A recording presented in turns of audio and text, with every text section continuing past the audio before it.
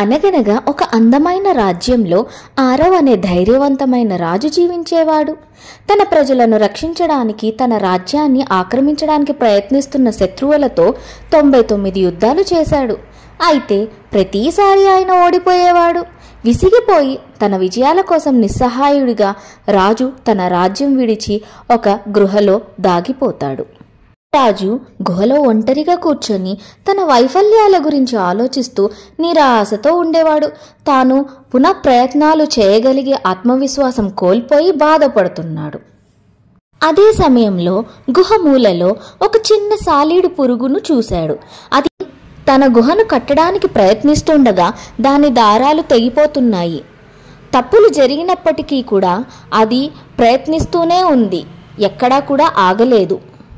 పలు ప్రయత్నాల తర్వాత సాలీడు పురుగు తన గుహను విజయవంతంగా పూర్తి చేసింది. ఆరవ్ దీనిని ఆశ్చర్యంగా గమనిస్తూ తన మనసులో కూడా ఒక ఆశ కలిగింది.